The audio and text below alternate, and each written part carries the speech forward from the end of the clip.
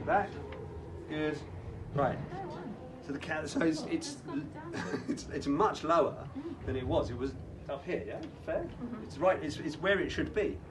This is, well that's still, I mean we haven't done anything to the quadriceps, but that is like gone. Significant difference. Fixed, guys. Isn't it good? Yeah. It's amazing. We should do this to the netballers all day long. We're just doing like hip flexor release on the netballers. How are your fingers and Oh, nightmare. It's really tough. You have to be able to get in and reinforce. You could go in with the thing. That's why I got one originally. The trigger point release tools, so that I didn't keep hurting my fingers. Now I can use my body. You can use your body, but you just have to put a towel across your chest, and which meant that I can reinforce with my other hands. And then it's not so hard to hold for that period of time. You just don't want to change the pressure level. It's just about reinforcing what's going on in there. So that was good, yeah? So now if we hug the other leg, good. And don't fall back. And then fall back again, good. So still a tight hip flexor on this side, but not as tight as the other side. In fact, it's not bad at all. But we could do some work on this one as well. Yeah. See what's going on. So that was, first one was positional release. Taking it from lengthen and shortening. Hold it for 2 minutes. Neurological, works the Golgi tendons.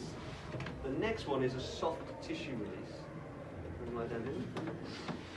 And this is taking the joint, so taking the muscle from short to long. So it's the opposite of what's going on. You are creating a block in the muscles. So you're finding an area of pain, tension, those like trigger point areas, those adhesions. And then you take the joint and you slacken it down, slacken the muscle down, and then you move the joint into lengthening of the muscle. And then the muscle has to travel through a block that you've created. And it pulls the fibers apart, or it goes underneath. You create the shearing effect, which separates down adhesion. So we're going to go on this side, and we're going to do a soft tissue release on this side. So there's a couple of ways that I do soft tissue release in and around the hips. So we're looking for that 7, 8 out of 10 again. It tickles every time you I have to get in and desensitize. Okay, yeah. 7 out of 10.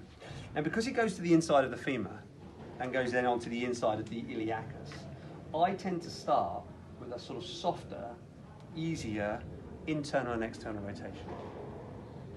And the way that we can do this move can be done either active, under your own steam, assisted, I can help you with the movement, or passive, as in I do all of the movement for you. Okay? You start proximal to the joint that you are moving, which in this case would be in around here. It doesn't really make much sense on this one. Maybe I chose the wrong area. I should maybe just doing it on a limb is easy, but it's not as interesting as this one. So we should be starting proximal.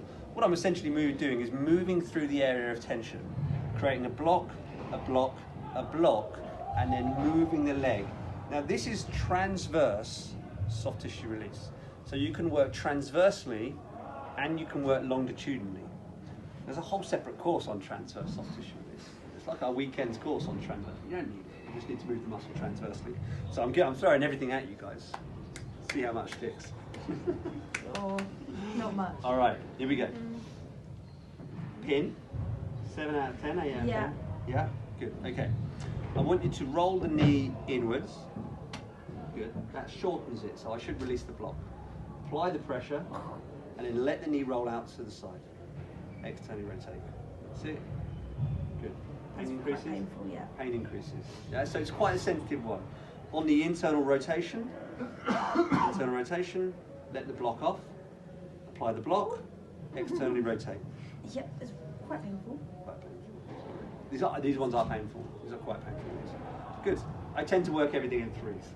So we'll do one more. Roll that knee in, apply my block, and then roll the knee in.